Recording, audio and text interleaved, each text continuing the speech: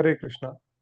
So, welcome everyone to this Bhagavad Gita reading session, weekly Bhagavad Gita reading session, where we cover the shlokas of Bhagavad Gita one by one. And we are discussing chapter number 3, the Karma Yoga. Okay, and today we are going to discuss shloka number 24 and 25. So, in the previous session, we went through 22 and 23. So, we will continue up to 24 and 25th shloka. So, before proceeding, let me offer some pranam mantras to invoke auspiciousness. Those who know can repeat after me. Those who don't can listen very intently because listening is also very, very purifying. Om Ajnanatimirandhasya Jnananjana Chakshurunmilitam Yena Tasmai Shri Guruve Namaha Shri Chaitanya Manobhishtam Sthapitam Yena Bhutale Swayam Rupaha Kadamahayam Dadati Swapadantikam Vandeham Shri Gururo Shri Yuta Padakamalam Shri Guru Vaishnavamscha Shri Rupam Sagrajatam Sahagana Raghunathanvitam Tam Sajivam Sadvaitam Savadhutam Parijana Sahitam Krishna Chaitanya Devam Shri Radha Krishna Padan Sahagana Lalita Shri Vishakhanvitamscha He Krishna Karuna Sindhu Deenabandhu Jagatpate Gopesh Gopika Kanta Radha Kanta Namastute तप्त कांचन गौरांगी राधे वृंदावनेश्वरी वृषभानुसुते देवी प्रणमामि हरिप्रिये वाञ्छाकल्पतरुभ्यश्च कृपा सिन्धुभ्य एव च पतितानां पावनेभ्यो वैष्णवेभ्यो नमो नमः नमो महावदन्याय कृष्ण प्रेम प्रदायते कृष्णाय कृष्ण चैतन्य नामिने गौरत्विषे नमः नमो विष्णुपादाय कृष्ण पृष्ठाय भूतले श्रीमते भक्तिवेदांत स्वामिनिति नामिने नमस्ते सारस्वती देवे गौरवाणी प्रचारिणे निर्विशेषा शून्यवादी पाश्चात्य देशतारिणे जय श्री कृष्ण चैतन्य प्रभु नित्यानंद श्री अद्वैत गदाधर श्रीवासादि गौर भक्तवृंद हरे कृष्ण कृष्ण कृष्ण हरे हरे हरे राम राम राम हरे हरे मूकं करोति वाचालं पंगुं लंघयते गिरि यत्कृपातमहं वन्दे श्रीगुरुं दीनतारिणं परमानंद माधवम श्री चैतन्यमीश्वरम हरि ओम तत्सत. Okay, so give me 1 second. Uh,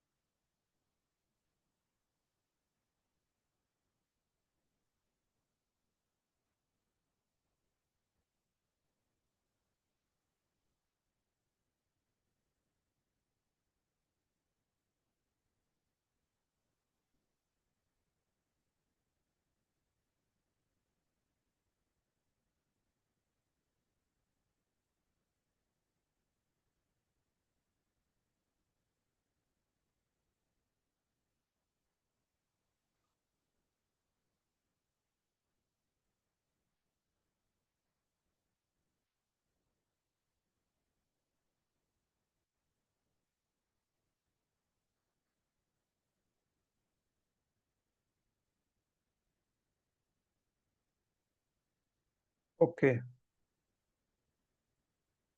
just trying to bring up the shloka which we are trying to discuss today, and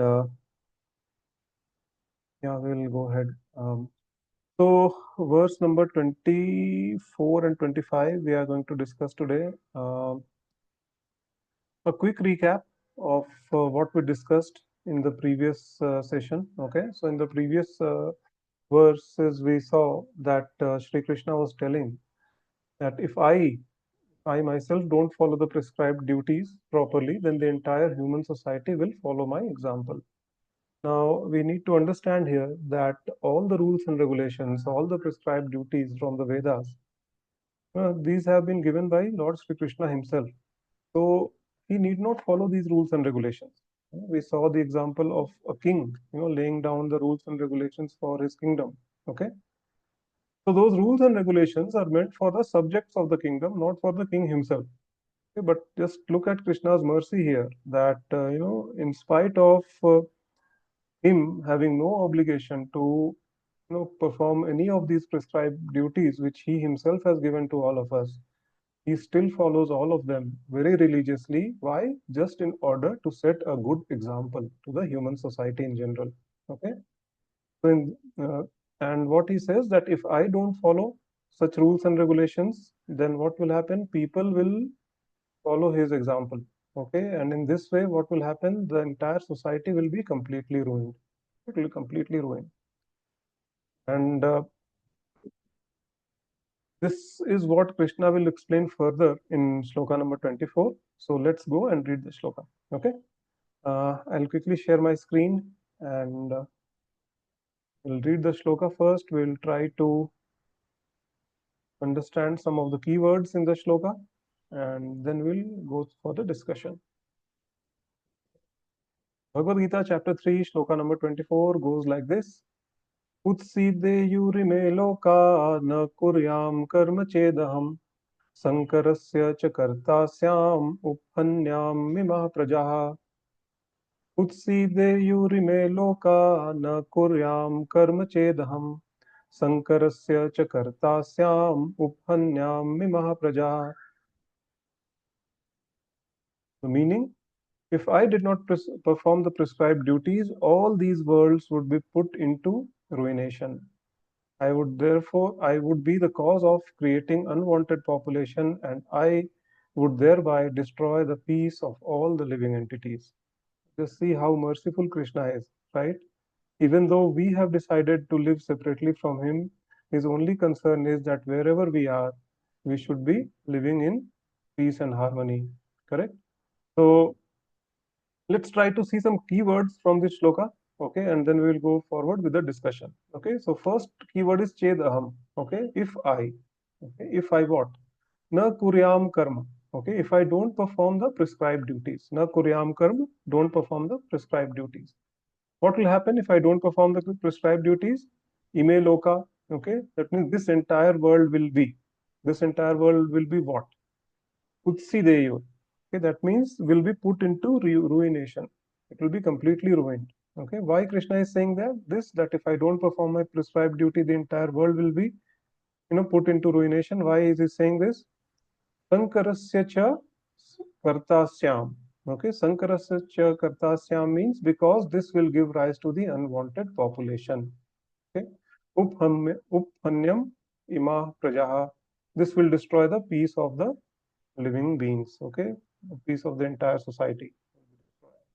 So this is what Krishna is saying. Okay, and it's a very, very important verse to focus upon. Why? Because every single verse of Bhagavad Gita is actually very important and has a hidden meaning. Okay, we have to read between the lines. When we speak of basically reading the Vedic scripture, we always have to read it scrutinizingly under the guidance of a bona fide spiritual master or a bona fide guru. Okay, we cannot do it by ourselves. Okay, so and these hidden meanings can be revealed only by a devotee who is connected to Sri Krishna. Okay, and a guru is such a person. Okay, so a devotee who has attained the perfection in life. Okay, only such a person can tell us the hidden meaning of these verses. Okay, so we are very, very fortunate that Srila Prabhupada, okay, our spiritual grandfather, okay, he has given all the secrets of these verses through his divine purports. Okay, the purports of A.C. Bhakti Vedanta Swami Srila Prabhupada, okay, with the help of these purports, we can understand the hidden meanings of these verses. Okay, so we'll read the purport and we'll try to see.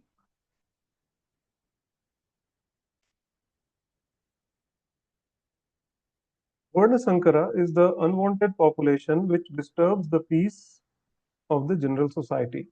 Okay, so this Varna Sankara is a very, very important word.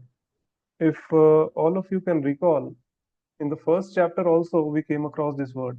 Yes, from Sloka number 37 to 43, Arjuna was citing his reasons for not fighting the battle. Okay, and he cited uh, four reasons. Okay, and out of which the last one, the fourth one, was where he spoke about the unwanted population or the Varna Sankara population. Okay, so that was Sloka number 40. Okay, let me read it out for all of you, and then we'll discuss further.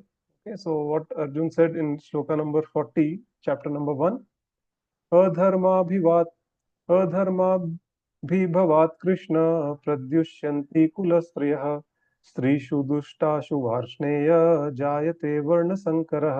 So you see Varnasankarah, this word Varnasankar has come here again. And what is the meaning of this verse? The meaning is when irreligion is prominent in the family, O Krishna, the women of the family become polluted, and from the degradation of womanhood, the descendant of Vrishni, co-descendant of Vrishni, comes the unwanted progeny.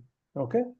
So this is what Arjun was saying, that okay, when there will be a war, when there will be a battle, what will happen? All the great personalities on the battlefield will be killed. Okay, and when once they are killed, what will happen? The women of their family and the children of their family will become very vulnerable. Okay, all the rogues and thieves will take advantage of such a situation. Okay, in such a scenario, what will happen?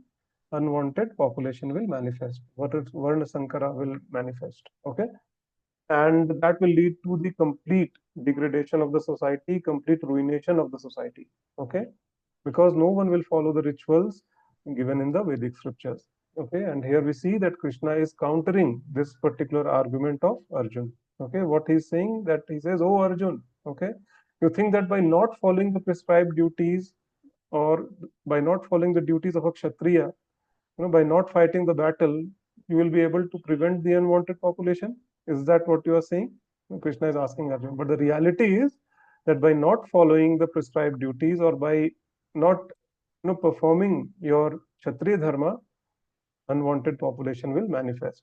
Okay, and this will create the ruination of the entire society. Why? Because if you don't follow it, the people in general will take you as an example, will try to follow your example, and that will ultimately lead to the degradation or the ruination of the entire society. Okay, so we see that Krishna is very intelligently not directly chastising Arjun, but he cites his own example to give this particular argument. Okay, and he says that being a Kshatriya, if I, okay, or if I don't follow the prescribed duties, what will happen? All the humans in general will follow my example. Okay, and this will lead to the ruination of the society. Okay, so we'll continue with the purport. In order to check this social disturbance, there are prescribed rules and regulations by which population can automatically become peaceful and organized for spiritual progress in life. So very nicely Prabhupada is saying that simply by following the rules and regulations, okay, the people will be very satisfied and they will automatically make progress on the spiritual path. Okay, so when people follow the rules and regulations, what will happen? The negatives, basically, which emerge every now and then, will automatically be taken care of.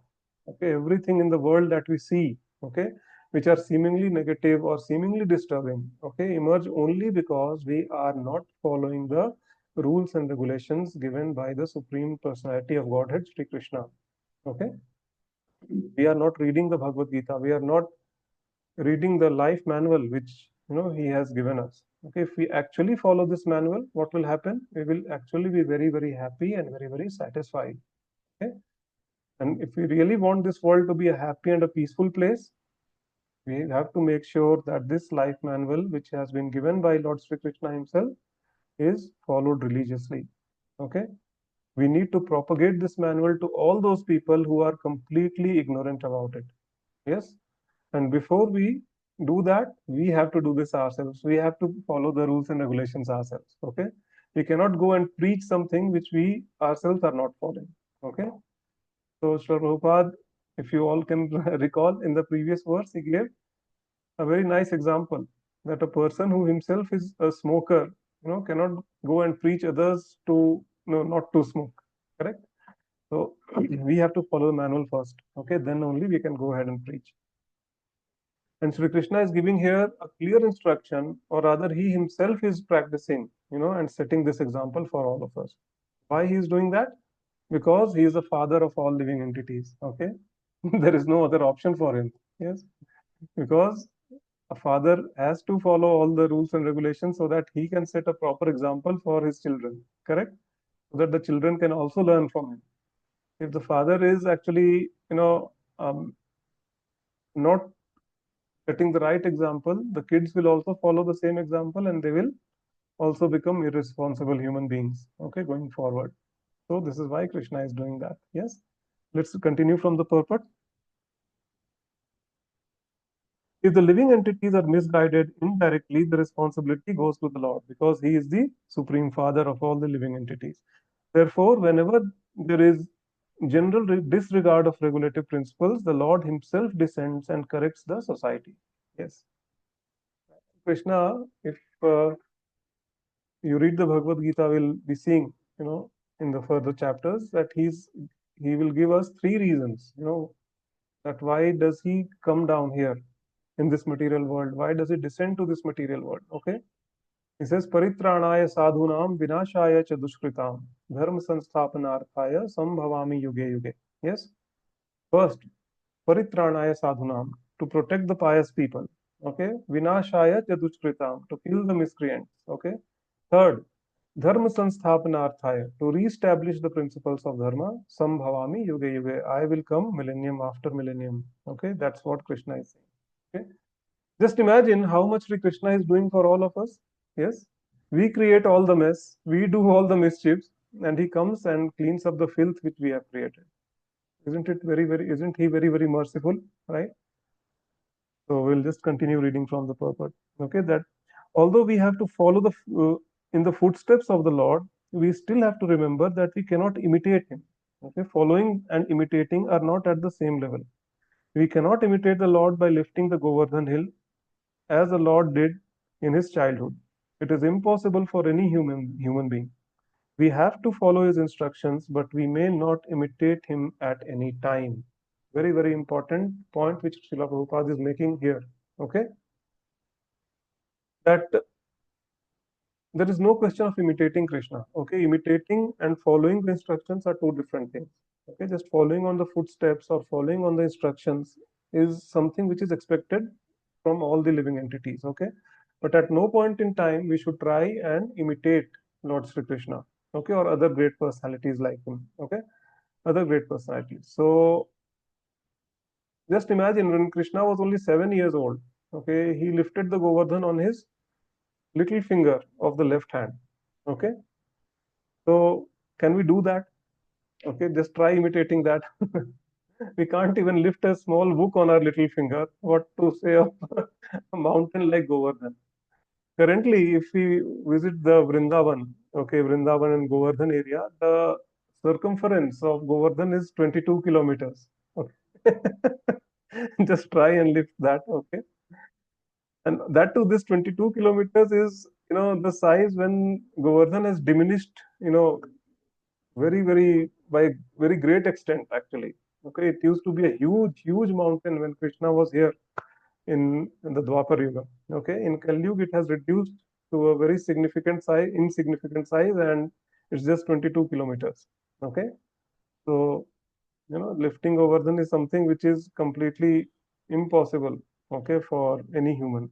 Okay, by any standards. Okay, but only the Supreme Personality of Godhead can do this. Why? Because he is he is the supreme, and this material nature actually works under his supervision. Maya dakshena prakriti suyate sacharacharam. Okay, he claims in the Bhagavad Gita that this material nature works under my supervision. Okay, so he can do anything what he wants, right? Not possible for us to imitate him. Okay, and here Srila Prabhupada is saying that we as human beings cannot imitate, but we have to follow the instructions of the Lord. We have to follow on the footsteps.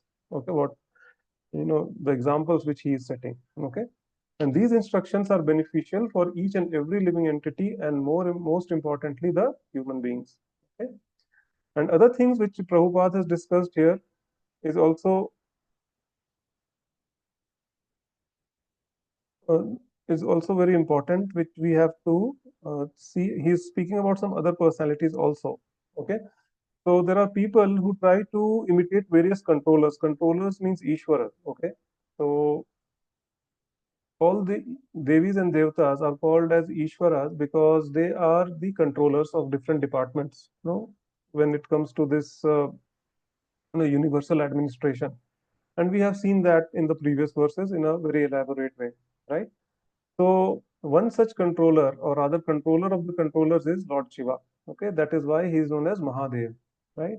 And people, sometimes we have seen that in general they try to imitate Lord Shiva. Okay, how? By consuming substances like marijuana. Okay, and they claim that they are devotees of Lord Shiva, and since Lord Shiva drank poison, so we can also consume substances like this. Okay, so this is utter nonsense. Okay, first thing we have to realize that Lord Shiva does not take any intoxicant. Very, very important point to note. It is a vast misconception that has been created, like generated among the masses. Okay, that Lord Shiva consumes, things like all the intoxicating substances, basically. Okay, it's a big, big misconception. Okay, we should be very clear of this fact that Lord Shiva, he is the topmost Vaishnava. Okay, Vaishnava Nam Yatha Shambhu, right? The topmost Vaishnava, he will never break any regulative principles. Okay. Second, he did not drink poison to get a kick, right? He did that to save the whole creation. There's a big difference. And here we are just trying to gratify our senses by consuming marijuana, correct? And taking that in the name of Lord Shiva, right? So he drank the poison and he held that poison in his throat, and that is why he is called Neelakantha, right? Can people try to do that? Can people try to imitate him? Can people try to hold, poison in our in the throats?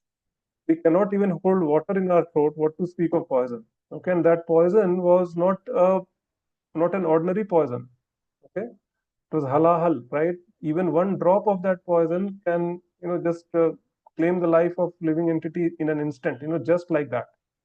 Okay, and he consumed that whole cup of poison and just kept it in his throat, right? We cannot imitate him. Shiva means all pure. Okay, he never consumes anything that is not recommended in the Shastras. He will never break any regulative principles, which is mentioned in the Shastra. Okay, and he's a topmost Vaishnava. We have to realize this. Only thing which Lord Shiva consumes, with his full heart and soul, okay, is the Charnamrit that has been offered to Lord Sri Krishna. Okay, and the prasadam which has been offered to Lord Sri Krishna. Yes. So if you want to please Lord Shiva, just offer some food, stuffs to Lord Sri Krishna, and then offer it to Lord Shiva. Very happily he will accept and he will bestow all his blessings on you. Okay. So this is another point which Prabhupada is trying to make here in this purport. Okay. And it has to be understood that and implemented in our lives also very important. Not just understanding, but implementation in our lives is also very, very important. Okay, that we cannot imitate personalities like Lord Shiva and Lord Sri Krishna. Okay, sometimes it is also seen that foolish people, they say, try to imitate the Rasa Leela of Sri Krishna. Okay, uh, I mean, I have personally heard, some people saying that, okay, Sri Krishna had so many girlfriends, why can't I have two or three? Right? But when Sri Krishna lifted the Govardhan, no one speaks about that. Yes.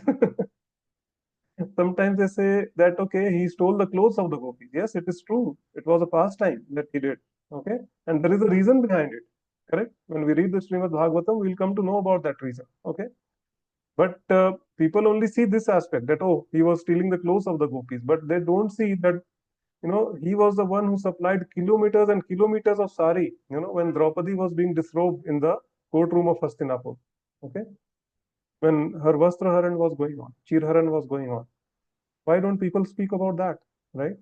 Because it's a general human tendency, it's a basic human nature, to accept only those things which are conducive for our sense gratification and reject everything else where some difficulty or some sort of austerity is involved. Okay. So, but as devotees and as followers of the Bhagavad Gita, we need to understand that we cannot imitate Sri Krishna. Okay? We cannot imitate Sri Krishna.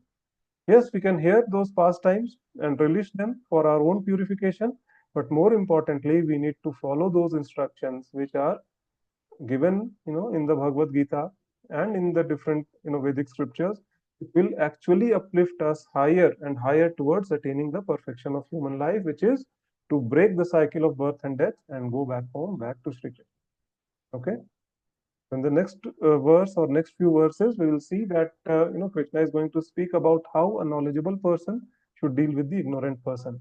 Okay, and these are some of the instructions which Krishna is giving us to devotees like us, okay, that how should we behave with people in general of this world. Okay, so let's read the shloka and we'll see some of the keywords and then we'll go to the discussion. Okay, let me share my screen again.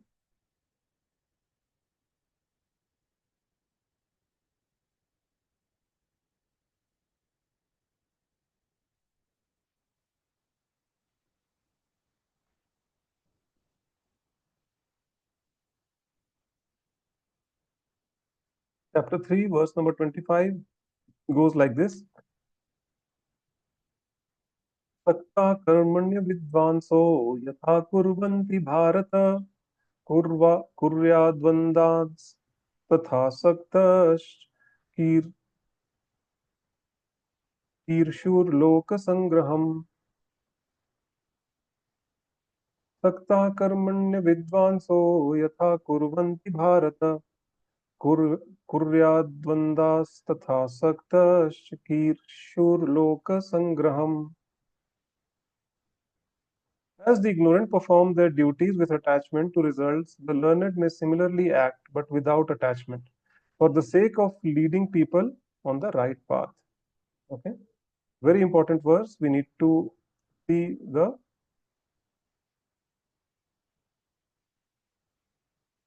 explanation. Some important keywords are there. Okay, so Sri Krishna is talking about the two categories of people here, Vidwan and Avidwan. Okay, and Avidwan means one who is ignorant and one who is not learned. Okay, such a person is known as Avidwan. How one should deal with these types of people, or what are the characteristics of Vidwan and Avidwan? So we will see now. Okay, so what Krishna is saying, Yatha Avidvamsah, okay, as the ignorant men, Sakta Karmanye Kurvanti, perform their duties. Okay, so how do they perform their duties? Sakta, they are attached to the results. Okay, attached to the results of their work. Sakta Karmanye. Tatha Vidwan, similarly, the learned men may act. How do the learned men may act? Asakta, without attachment to the fruits. Okay, so when a Vidwan is doing the work, they are completely detached from the work and the results of the work. Okay, but why is he doing that? What is the need to do that? Okay, Ikshuru, to lead the people. Okay, to set an example. Loka Sangraham, for people in general. So before we proceed, let's quickly revise the concepts of Karma Kanda, Sakam Karma Yoga, and Nichkam Karma Yoga. Okay. First, let me read the translation again so that there is no confusion. Okay. As the ignorant perform their duties with attachment to the results, a learned may similarly act without attachment for the sake of leading people on the right path. Okay. So, main aim of such a people, of the learned men or the Vidwans, is to lead the people on the right path. Whereas the ignorant, they simply perform their duties because they are completely attached to the fruits of their actions so that they can perform more sense gratification. Okay, so this is the reason why we will first try to recollect what we had discussed in the previous verses, that what is a karma kandi, who is a karma kandi, who is a sakam karma yogi, who is a nishkam karma yogi, and who is a bhakti yogi. Okay, so karma kanda, or is a process where a person uh, does all the rituals. Okay, does all the rituals just to get what he wants for his own sense gratification. Okay, he is completely ignorant of the supreme. Okay, he he is not bothered, whether he is doing it for Krishna or whether Krishna exists or not. He simply feels that okay, this process has been given in the Shastras, and by performing this process, I will get this, this, and this. Okay, so his entire focus is on the results of that ritual. Okay, if the results don't come by, or if the results are delayed, okay, they will simply switch the god. Okay, so they will not think twice before doing that. Okay, his only interest is in the results of his actions or activities. Okay, so okay, if I'm not getting results by performing the rituals for this particular devi and devata, let's change the devi and devata. I'll go to someone else. Okay, like that.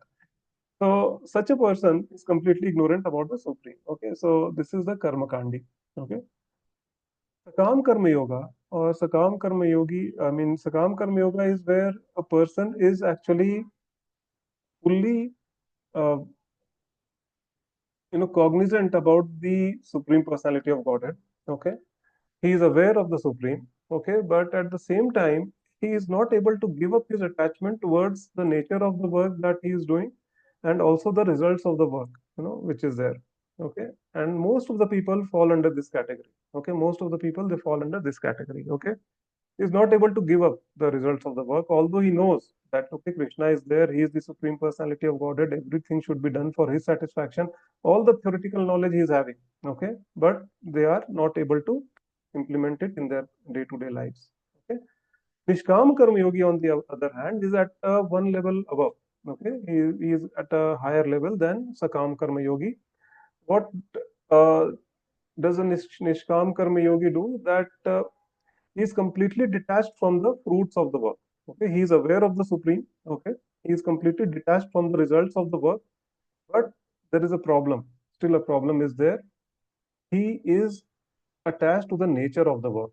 Okay, the work itself. He is attached to the work itself. The work is which he is doing. Okay, so say for example, okay, I can cite an example of say for example a software engineer. Okay, so a Nishkam Karma Yogi, like a software engineer who is a Nishkam Karma Yogi, so what will his mindset be? That okay, he will be completely detached to the fruits of the work.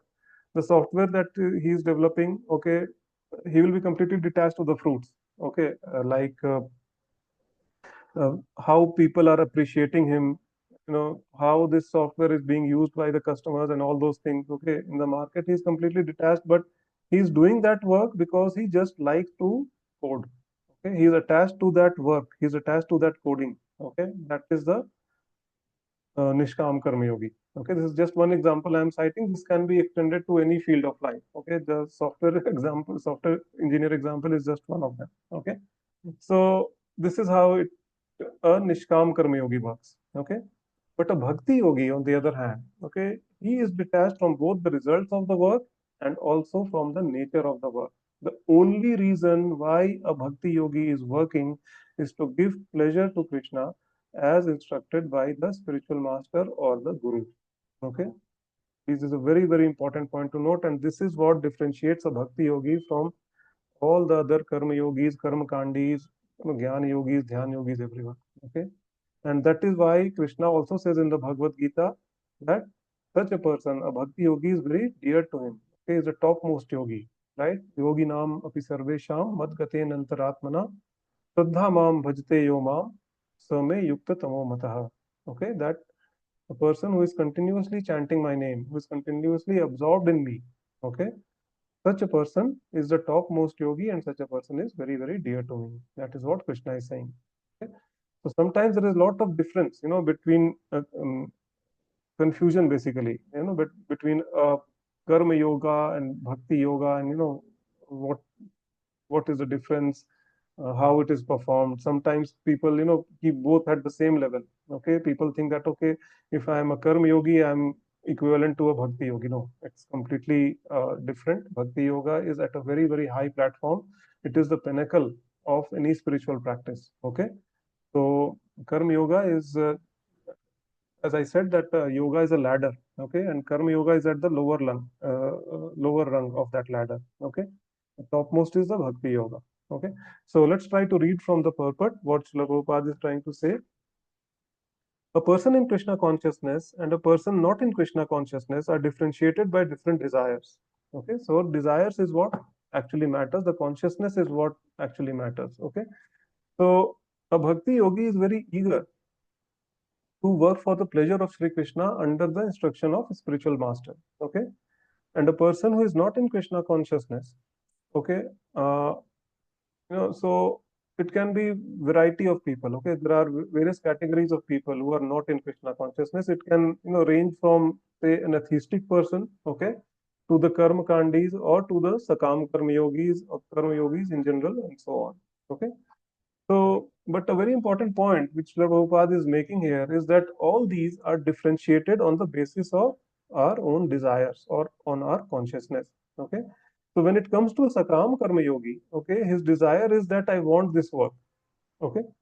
and I want the results of the work also, okay, for my own sense gratification. Okay, this is what is the mindset of a Sakam Karma Yogi. Okay, although he is aware of the Supreme, but they are not able to give up the attachment to the work as well as the results of the work. Okay, and when it comes to Nishkam Karma Yogi, they are detached from the result of the work. That okay, I don't want the results, it's okay, but I want this type of work for my own sense gratification. Okay, if I am not getting this work, then there is nothing for me in this. Okay, so this kind of attitude is there. Okay, and the desire of the bhakti yogi is that I only want to please Sri Krishna, okay, as per the instructions of my guru. Okay, nothing else. Now, whether you ask me to give a class on the Bhagavad Gita or class on Srimad Bhagavatam, okay, I will take that seva happily. Whether you ask me to work in a kitchen and help in the cooking seva, I will take that seva very nicely. You ask me to clean the temple hall, I'll do that very nicely. Okay, just for the pleasure of Krishna. If you ask me to take care of the chappal stand, I will do that also with my full heart and soul, because my only aim is to please Sri Krishna under the guidance of spiritual master. So such people are neither attached to the result of the work nor they are attached to the work itself. Okay. So just look that the how the varied desires with which people, even when they are practicing spirituality, there is so much of difference, within the desires, okay, of a person. So let's continue to read from the purport. A Krishna conscious person does not do anything which is not conducive to the development of Krishna consciousness. Okay, so many times we have this question that should I do this thing or not? Okay, so the only question in such a situation a person should ask himself or herself is that whether this work which I am about to do is going to take me closer to Krishna or not. Okay, if the answer is yes, please go ahead and do it. If the answer is no, then a sincere and a serious aspirant of the Bhakti Yoga will never ever do it. They will ensure that they don't do it. Okay, so this is the solution. Okay, and this is how Bhakti Yogi progresses. Okay, and this is how we also can progress on the path to attain Sri Krishna. Okay, so we will continue to read from the purport. He may even act exactly like the ignorant person who is too much attached to the material activities, but one is engaged in such activities for the satisfaction of his senses, okay, whereas other is engaged for the satisfaction of Krishna. Therefore, Krishna conscious person is required to show the people how to act and how to engage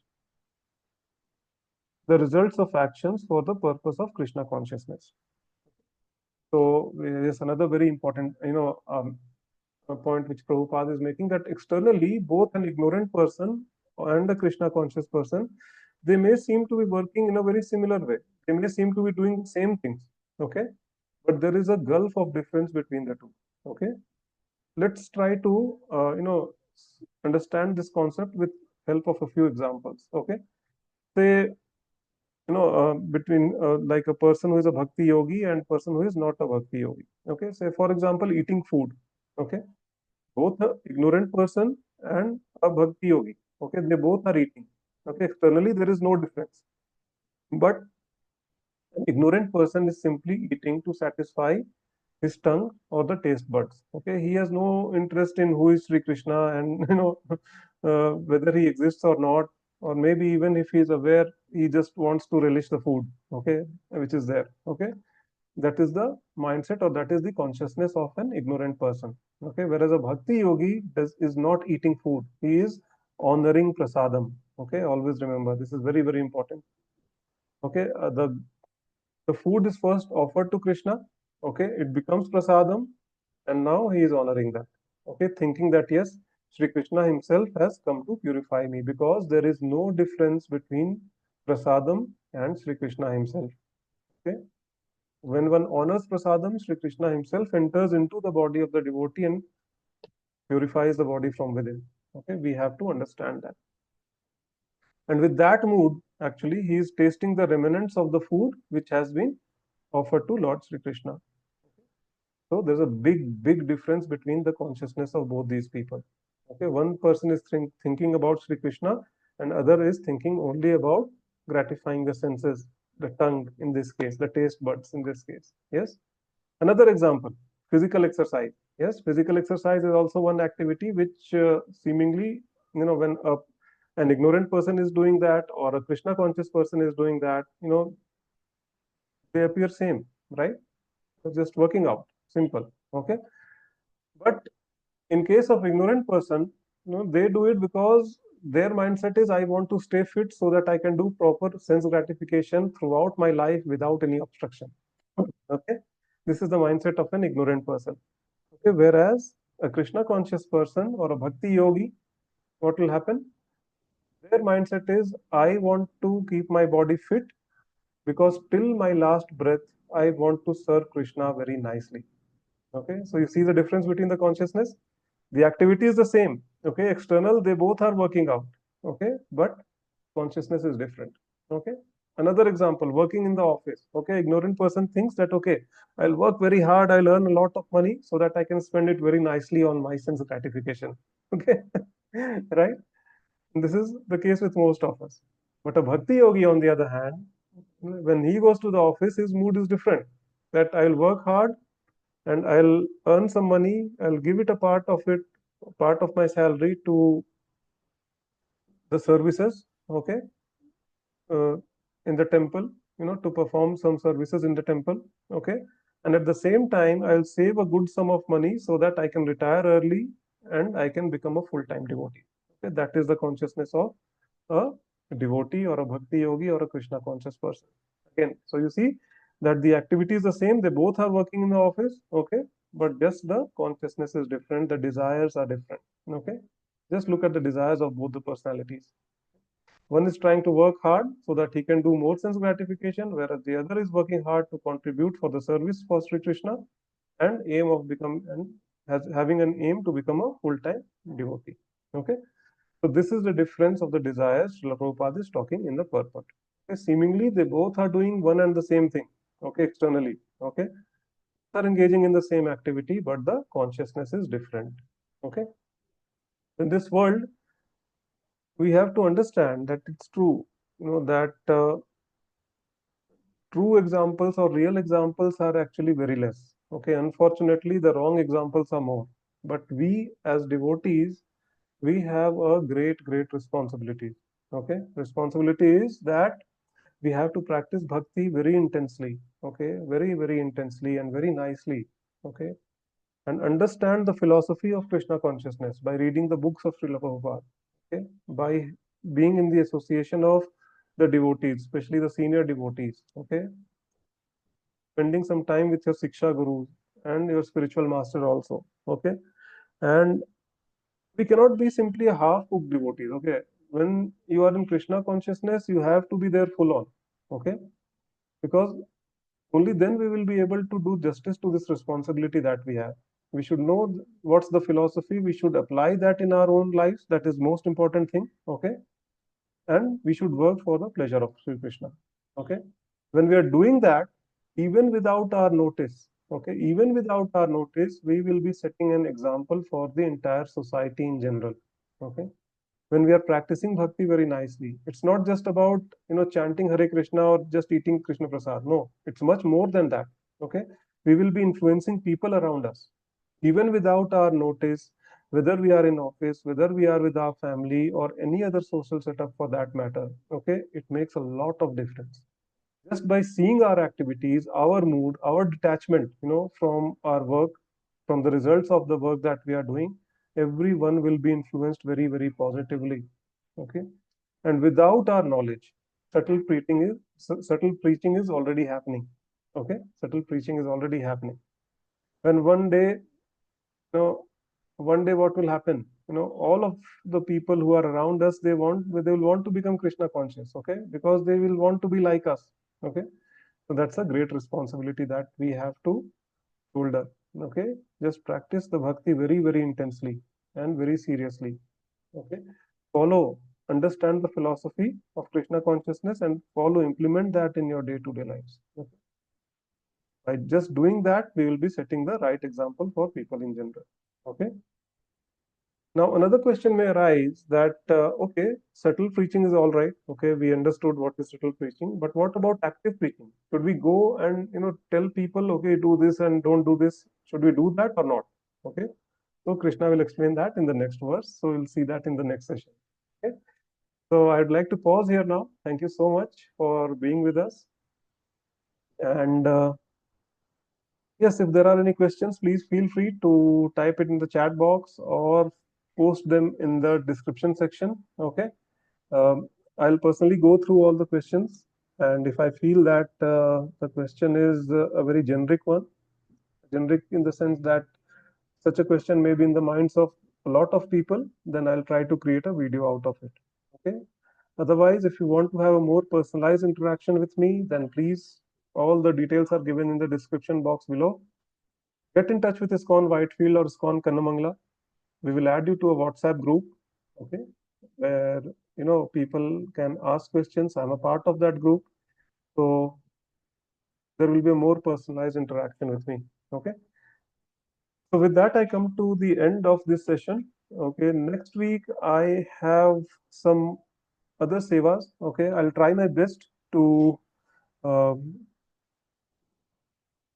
cover the next two verses, verse number 26 and 27. But I cannot guarantee. Okay. Uh, it may take some time. Okay. So if I get time, I will definitely, we will conduct this session. If not, then we will see next week. But as of now, all the options are open. Okay. So yes, with that, I would like to uh, take a pause here. Okay. Till next week. Thank you so much. Hare Krishna.